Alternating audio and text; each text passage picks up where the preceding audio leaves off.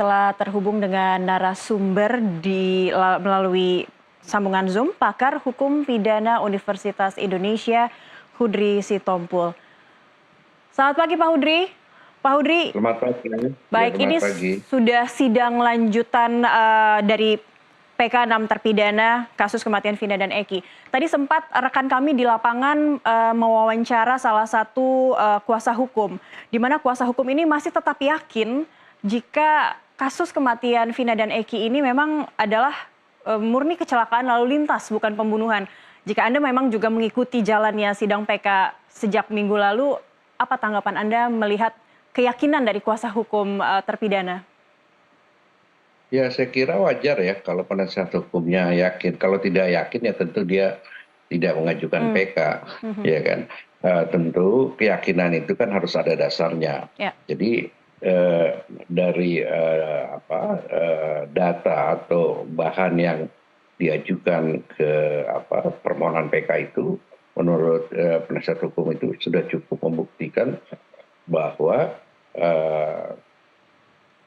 peristiwa tersebut bukan suatu kriminal, bukan suatu kejahatan, bukan suatu tindak pidana, Ya. melainkan kecelakaan lalu lintas. Tentu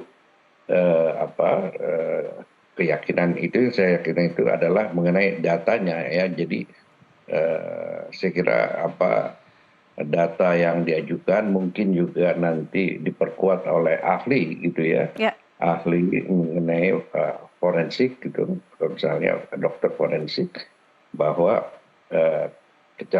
peristiwa itu bukan pembunuhan gitu ya. Misalnya di dalam visum itu bahwa ada benturan benda ya. Nah, itu benturan benda itu apa karena jatuh kena jalan, atau kita nggak tahu yang lain, apakah itu trotoar atau tiang atau macam, kita nggak tahu ya. Itu kan ini mungkin dicocokkan bahwa bentuk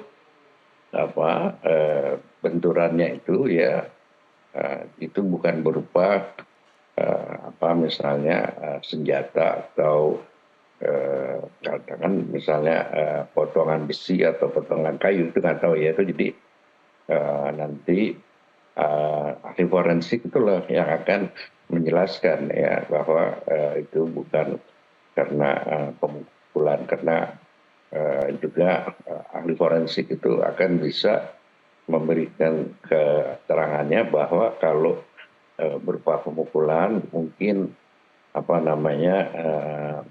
bentuk benturannya bukan seperti itu. Misalnya kan kalau pemukulan kan mungkin tidak sekali gitu loh. Ya kan, misalnya berkali-kali, itu kan bisa dilihat dari bekas-bekas.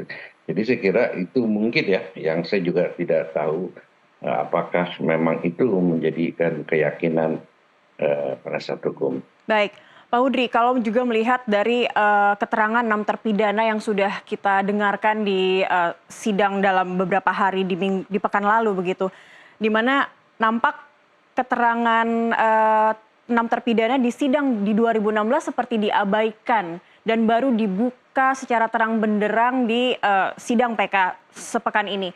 Anda melihatnya apakah ini harus ada proses hukum yang lain setelah PK atau seperti apa Pak? Dengan mendengarkan kesaksian 6 terpidana kemarin. Ya, kalau misalnya katakanlah permohonan PK ini dikabulkan, akibat hukumnya tentu mereka harus dibebaskan. Nah, mengenai apakah akan ada tindakan hukum lain, misalnya mengajukan rehabilitasi dan ganti rugi, itu tergantung dari ininya sendiri ya, dari si prinsipalnya, yaitu para terpidana itu, apakah mereka menginginkan ada rehabilitasi dan ganti rugi gitu loh. Nah, bisa saja juga misalnya itu menyangkut laporan pidana tentunya ya kan. Laporan pidananya itu kan bisa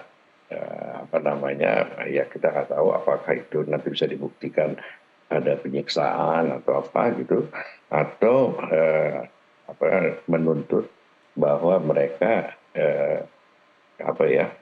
kehilangan kemerdekaannya Ya, mereka itu kan. Jadi itu ya hampir disamakan dengan penculikan. Ya kita baik. nggak tahu apa itu akan dilakukan oleh ini 6 para terpidana prinsipalnya ya. atau para Baik. terpidana atau para pemohon Ya, artinya PK itu. bisa saja dilakukan setelah rehabilitasi dari hasil dari putusan dari MA ini telah keluar begitu Ya ya Pak itu Hudri ya? asumsinya kalau asumsinya Mhm. permohonan PK ini dikabulkan.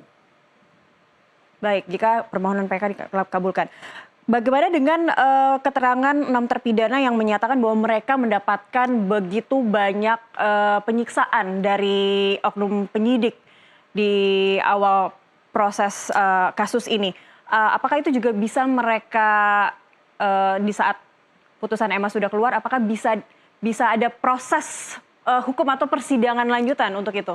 Ya, begini, perlu dipahami terlebih dahulu ya, pemeriksaan atau mendengarkan keterangan seorang saksi atau tersangka itu bisa dilakukan ya di tempat di mana orang itu didengar, Hmm. ya apakah itu misalnya di rumahnya Mhm. atau tapi umumnya pemeriksaan itu dilakukan tempat penyidik. Ya. Nah, itu undang-undang sudah mengatur bahwa pemeriksaan itu diusahakan di tempat penyidik, kecuali dalam keadaan tertentu, keadaan yang luar biasa. Mhm. Ya misalnya sakit, ya kan, atau misalnya dia katakan dia berada di luar negeri gitu kayak. Tapi umumnya itu pemeriksaan itu dilakukan di tempat di mana penyidik itu melakukan pemeriksaan atau di tempat bekerjanya penyidik. Nah, Mhm. maksudnya undang-undang itu eh, memeriksa di tempat penyidik itu kan adalah bahwa tempat itu pemeriksaan itu menjadi tanggung jawab penyidik. Ya. Andai kata penyidik atau pemeriksa atau verbalisan itu tidak melakukan penekanan baik secara psikis maupun fisik, itu merupakan tanggung jawab dari penyidik. Hmm. Karena itu wilayah atau tempat di mana penyidik itu Mhm. Mhm. eh, kerja gitu loh. Bekerja ya. Andai kata bahwa penekanan atau katakanlah penyiksaan itu dilakukan bukan oleh aparat penyidik atau aparat kepolisian, tetapi itu terjadi, maka adalah tanggung jawab dari penyidik yang saya katakan itu, karena undang-undang menyatakan pemeriksaan dilakukan di tempat penyidik. Nah, kalau misalnya PK ini dikabulkan dan dilakukan, itu bisa diminta pertanggungjawabannya Mhm. penyidik itu. Iya. Ya, kenapa bisa ada penekanan seperti itu? Nah, Iya, ada tindakan sedangkan kekerasan seperti itu. ya, dan akibat ya kalau memang itu bisa dibuktikan bahwa memang ada penekanan, maka pemeriksaan di muka penyidik itu menjadi tidak sah. Karena menurut undang-undang, menurut KUHP, bahwa seseorang baik saksi maupun tersangka itu dia harus memberikan keterangan secara bebas, Mhm. ya tidak di bawah tekanan. Oke. Nah, jadi kalau kembali lagi, kalau itu bisa dibuktikan adanya penekanan baik psikis maupun fisik, maka hasil pemeriksaan itu tidak Tidak sah. sah. Baik, Pak Hudik, mungkin kalau bisa saya rangkum dari penjelasan Anda tadi, artinya karena penyidik ini sudah melakukan penyidikan, kalau lokasi memang sudah benar dilakukan di tempat penyidikan di mana penyidik bekerja begitu. Tapi tindak kekerasan atau penyiksaan yang dilakukan oleh penyidik ini harus ada pertanggungjawaban begitu. Bisa dimintai pertanggungjawaban, dan satunya lagi Ya, penyidikan iya bisa jadi betul. tidak sah jika penyidikannya ini hasil dari penyidikan ada unsur penekanan atau keterpaksaan begitu dari yang memberikan keterangan begitu, Pak. Betul, betul. Mhm. Baik. Dan untuk prosesnya sendiri apa yang kalau kita kita berasumsi jika putusan dari MA ini putusan MA mengabulkan PK terpidana, hal apa yang sebaiknya untuk pertama paling dilakukan oleh para terpidana? Oh tentu adalah dia diminta sesegera mungkin dikeluarkan dari lembaga pemasyarakatan. Kedua tentu ya saya katakan karena ini menyangkut nama baik ya tentu harus mengajukan ya itu melalui ya namanya sih pra peradilan juga ya. Tetapi pra peradilan itu adalah ininya acaranya itu dimasukkan dalam pra peradilan, permintaannya atau tuntutannya atau petitumnya itu ya berdasarkan putusan PK yang menyatakan dia tidak terbukti bersalah, maka meminta rehabilitasi atau bersamaan bersamaan dengan permintaan ganti rugi. Tapi ganti rugi kalau melalui prosedur pra peradilan itu tentu jumlahnya terbatas. Ya kalau tidak salah itu maksimal setelah itu 8 juta kalau tidak salah ya. Ini kan dengan ada peraturan Menteri Kehakiman dulu ya sebelum hukum dan HAM ya itu ada mengenai jumlah maksimal permintaan ganti rugi. Tetapi itu juga bisa dilakukan permohonan tuntutan ganti rugi melalui mekanisme perkara perdata yaitu perbuatan melawan hukum, ya kan? Perbuatan melawan hukum di mana para mantan terpidana itu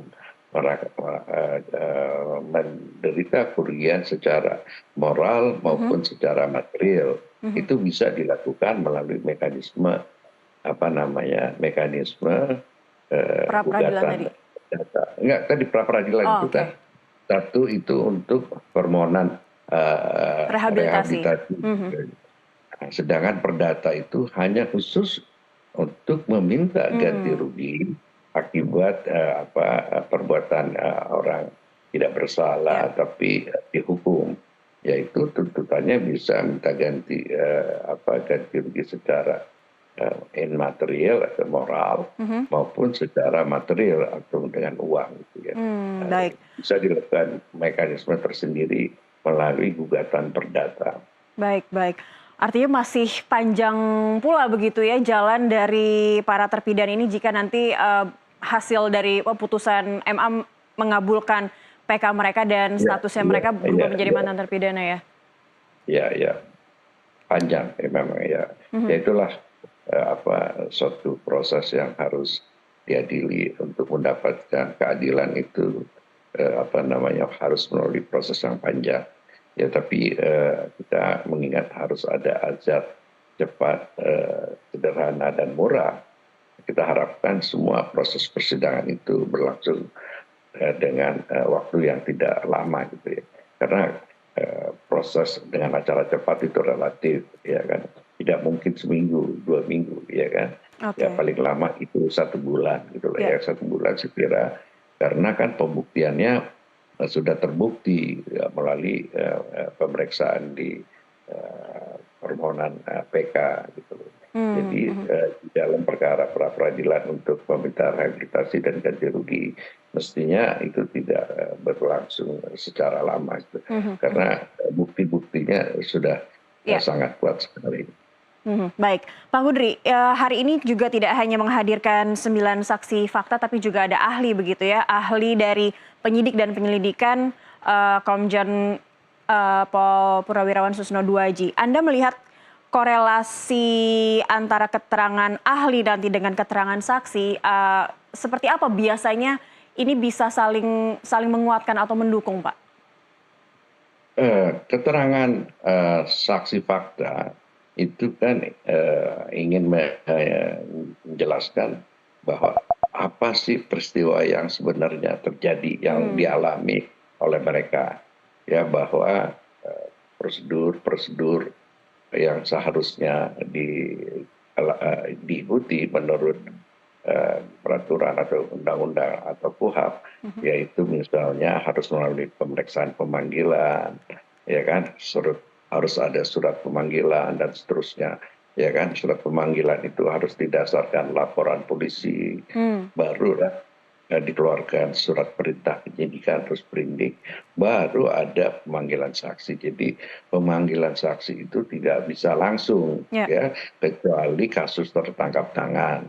Tapi kalau misalnya kasus di luar tertangkap tangan, ya prosedurnya itu ya harus diikuti, ya, seperti saya jelaskan tadi, ya kan. Hmm. Nah, korelasi tentunya antara ahli dengan itu. Nah, ahli itu Ya. akan membenarkan, misalnya ini adalah mantan kabar eskrim, apalagi katanya Pak Susno itu memang sudah berpengalaman di bidang reserse Mhm. sudah lebih dari 20 tahun. Ya. Nah, itu pengalamannya Pak Susno itu akan dijelaskan ya sesuai dengan apa yang sesuai dengan undang-undang yang sebagaimana seharusnya, atau mungkin juga Pak Susno itu akan menjelaskan ada peristiwa-peristiwa atau penyidikan yang sebenarnya tidak sesuai dengan aturan Hmm. atau unlawful proses gitu loh. Nah, jadi saya kira apa namanya keterangan Pak Susno itu mantan kabar eskrim itu sangat berguna sekali Baik. untuk apa yang untuk didengar oleh hakim Mhm. Mahkamah Agung yang memeriksa perkara PK Iya, tersebut. ditambah lagi kuasa hukum juga meyakini jika terjadinya cacat hukum dari proses sejak penyidikan begitu ya untuk kasus ini ya. Iya, Untuk jadi Mhm. saya kira ya karena dari cerita nanti juga harus dilihat dari misalnya surat itu kan mesti ada di dalam berkas perkaranya yang lama. Ada surat pemanggilan, Hmm. terus ada laporan polisi.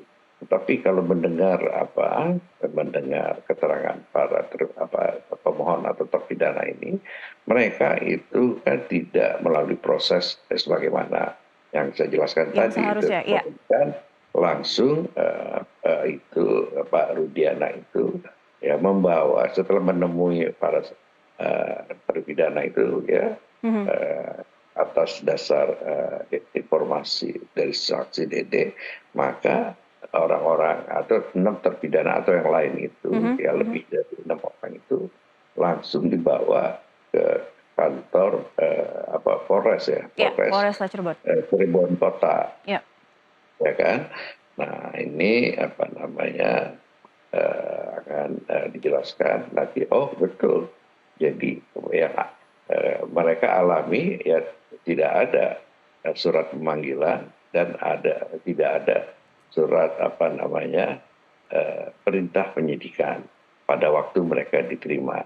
Tetapi itu di dalam berkas perkara itu ada laporan polisi, pemanggilan dan seterusnya. Itu adalah dilakukan secara backdated, ya dilakukan seolah-olah prosesnya yang lalu ya Iya. istilahnya dimundurkan itu ya prosesnya, semua proses mundur. Nah, Mhm. itu kan Baik. tidak sah ya, Mhm. itu proses seperti itu tidak Mhm. sah. Mhm. Nah, Iya. termasuk juga misalnya penyitaan dan penggeledahan itu ya ada izin dari ketua pengadilan eh, negeri Cirebon atau tidak. Nah, itu kan nanti bisa dilihat apakah nanti itu disesuaikan. Ya, nanti dilihat bahwa eh, semua.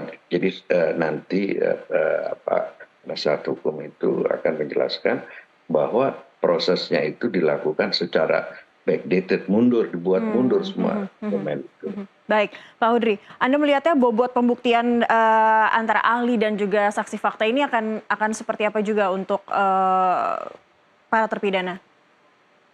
Begini, hakim ya dalam hal itu ya, Hakim Agung yang memeriksa perkara PK ini ya itu tidak harus menerima keterangan Hmm. ahli, ya Hmm. kan. Bisa dipertimbangkan atau tidak dipertimbangkan. Tetapi dalam kasus ini, kalau misalnya hakim tidak mempertimbangkan keterangan ahli dan lain-lain, tentu hakim itu harus menjelaskan kenapa dia tidak Tidak ini menerima ya? tidak apa. tidak menerima keterangan ahli itu.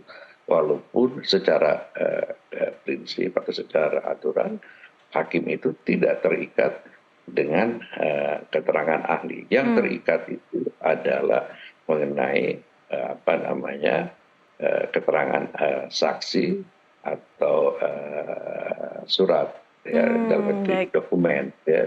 Ya. Tapi saya kira karena ini PK dan apa namanya di mana proses peradilan yang lalu gitu dinilai di semua banyak ahli menyatakan itu proses peradilan itu tidak sesuai dengan aturan. Aturan, Nah ya. ini kan ya biasa dengan dikenal dengan peradilan sesat. Gitu. Iya, Pak Hudri, karena hari ini juga ahli yang dihadirkan terkait dengan ahli penyidik dan penyelidikan begitu, bisa tidak sejauh mana masyarakat juga mengharapkan Ibtu Rudiana ini bisa dihadirkan ke persidangan? Apakah itu hal yang memungkinkan atau tidak berkaitan juga dengan sidang PK hingga tidak bisa dihadirkan di persidangan? Harus dimengerti ya, persidangan kali ini bukan pemeriksaan PK.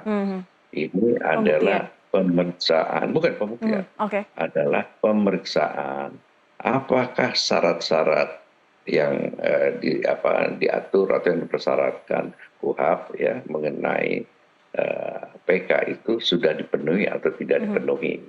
Jadi itu yang peristiwa atau katakanlah pemeriksaan sidang yang kita ikuti sekarang ini. Nanti yang sebenarnya itu adalah sidang nanti di Mahkamah Agung. Nah, dalam hal ini karena adalah permohonan PK dilakukan oleh para terpidana ini, ya tidak ada kewajiban pemanggilan, tidak ada kewajiban hakim untuk memanggil paksa, ya kan tidak ada ini. Ya jadi kalau pertanyaannya Rudiana itu bisa dihadirkan atau tidak?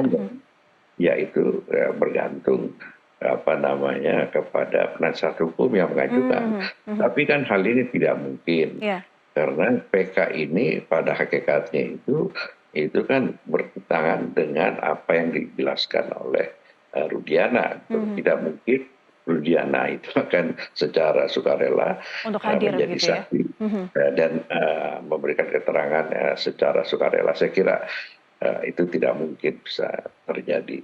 Baik. Karena kalau yang dilihat masyarakat mungkin sangat terkejut dengan mendengarkan kesaksian dari para 6 terpidana dan menjadi pertanyaan awam juga begitu. Apakah Ibtu Rudiana sebenarnya bisa dihadirkan atau ada proses hukum yang sebenarnya bisa dijalankan atau dilakukan jika memang pembuktian dari kesaksian dari 6 terpidana ini sudah terbukti begitu, Pak Hudri? Ya kalau tidak terbukti tidak ditolak. Andai kata misalnya kejaksaan ya kan mengajukan Rudiana untuk mengcounter, saya kira ini akan ditolak oleh oleh hakim karena begini bahwa upaya hukum peninjauan kembali ini adalah upaya hukum luar biasa. Ya, upaya hukum itu adalah suatu proses para pihak di dalam perkara pidana, apakah itu terdakwa atau penuntut umum, tidak menerima putusan hakim. Nah, upaya hukum biasa itu terdiri banding dan kasasi. Nah, sedangkan PK ini adalah upaya hukum luar biasa karena PK itu diajukan terhadap perkara yang sudah mempunyai kekuatan hukum yang tetap atau inkrafan gewisde ya gitu loh. Jadi mesti dipahami bahwa pemeriksaan proses PK termasuk pemeriksaan di pengadilan ini adalah bukan peradilan biasa di mana masing-masing pihak diberikan kesempatan yang sama ya kan karena prinsip dari KUHP itu adalah ada persamaan atau ada teori mengenai equal arm, artinya semua pihak, ya baik penuntut umum maupun terdakwa itu diberikan hak yang sama. Nah itu karena itu adalah proses peradilan biasa, sedangkan ini adalah proses peradilan yang luar Istimewa biasa. ya, luar biasa. Ya, PK ini sebenarnya adalah hak dari berdasarkan ini keputusan Mahkamah Konstitusi, di mana kejaksaan, ya penuntut umum tidak diberikan hak untuk mengajukan PK. Dengan demikian, memang PK itu kembali lagi kepada sejarahnya ada PK atau herzening ya di dalam bahasa Belanda, Ya. ya, atau misalnya di dalam konsep Amerika itu namanya judicial review.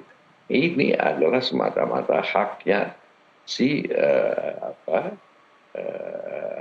si terdakwa, ya, karena ada misalnya keadaan atau bukti baru. Apabila keadaan baru atau bukti baru itu diperoleh pada atau bisa diungkapkan di muka sidang yang terdahulu, kemungkinan putusan hakim itu bisa putusan bebas, ya, atau presfera, atau putusan lepas dari tuntutan hukum itu, atau onslaught, atau hukumannya akan lebih ringan. Nah, itu satu. Kedua, adanya putusan dalam satu perkara yang bertentangan satu yang lain. Yang terakhir itu adalah adanya kekhilafan atau kekeliruan yang nyata yang dilakukan oleh hakim. Nah, ini jadi tiga hal tersebut merupakan hak yang istimewa yang dimiliki oleh terpidana dengan syarat-syarat yang telah saya jelaskan tadi. Baik, Pak Hudri. Kalau kita kembali ke penetapan hukum dari kasus ini gitu, karena kasus ini penetapan hukumnya vonisnya adalah pembunuhan dan juga ada tindak pemerkosaan, tapi keyakinan dari kuasa hukum dan juga kenapa PK ini juga bisa bergulir juga karena ingin membuktikan bahwa ini bukan pembunuhan melainkan kecelakaan lalu lintas. Konsekuensi hukumnya akan seperti apa, Pak Hudri? Kalau memang bisa yang saya katakan tadi, penasihat hukum bisa melakukan argumentasi sehingga hakim itu yakin terhadap argumentasi dan bukti yang diajukan oleh pemohon yang diwakili oleh penasihat hukum, maka konsekuensinya itu adalah putusan bebas, bukan onslaught, bukan lepas. Ya, onslaught itu kan sebenarnya ada suatu peristiwanya ada, tapi peristiwa tersebut bukanlah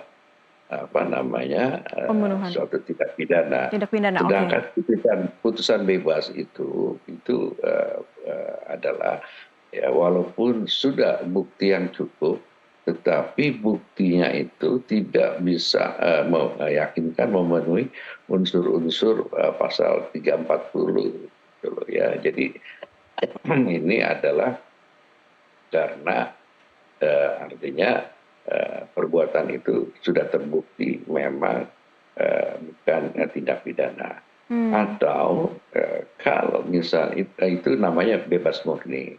Tetapi kalau di putusan hakim itu dia itu putusan bebas karena tidak ada cukup bukti. Kalau bukti itu cukup, maka orang terdakwa itu bisa dihukum. Nah, ini yang kita sebut onslaught atau perbuatan yang terjadi itu bukan suatu tindak pidana. Nah, misalnya dalam kasus ini terbukti bahwa ini kecelakaan lalu lintas. Kecelakaan lalu lintas itu bukan terpidana kalau orang meninggal karena kecelakaan, kecuali orang itu meninggal kecelakaan tetapi disebabkan oleh pihak lain, misalnya ditabrak. Ada unsur kesengajaan itu.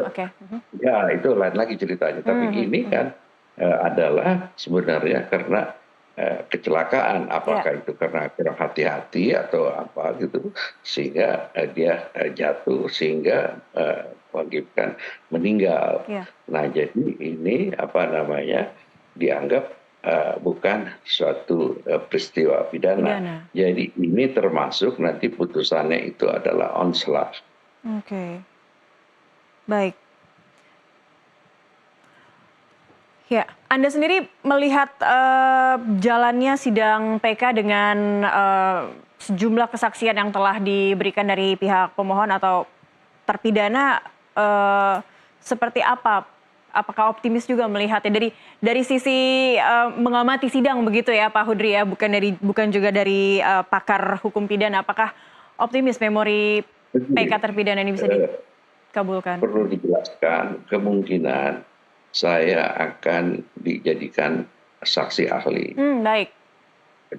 Jadi saya kira saya tentu tidak patut dan tidak pas kalau memberikan pendapat saya. Baik, baik. Ini kesaksian keahlian saya akan didengar adalah untuk kepentingannya pemohon.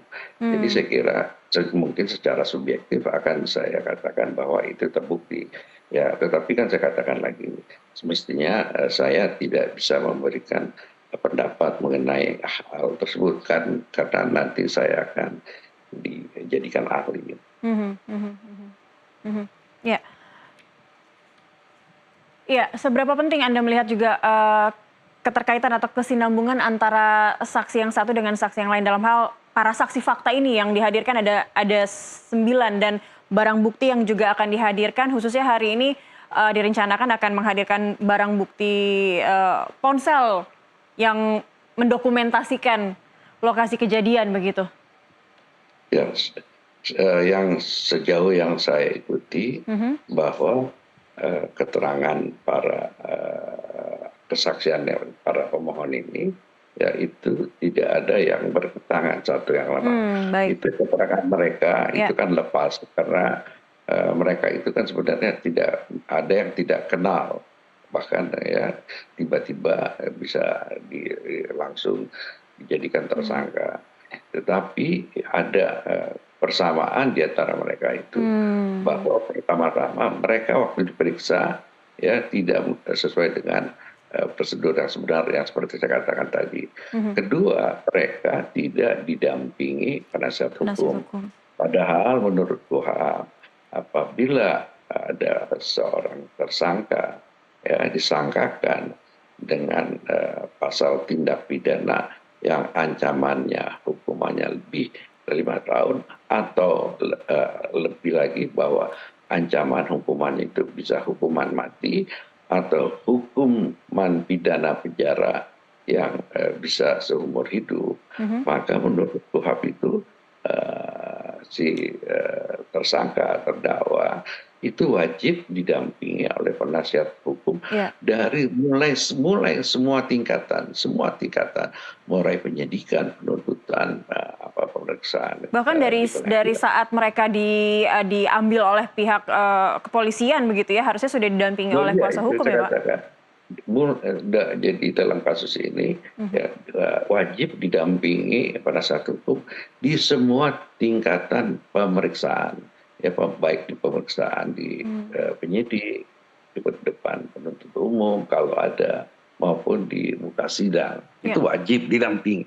Kalau misalnya si terpidana atau tersangkanya itu tidak mampu, maka negara akan menyediakan penasihat hukum atas biaya negara. Nah, jadi saya lihat bahwa ada proses yang sangat fundamental yang tidak dilalui secara benar dalam proses pemberkasan perkara 6 terpidana tersebut. Baik Pak Hudri, terima kasih untuk waktu Anda bergabung bersama kami di Breaking News Nusantara TV hari ini. Baik.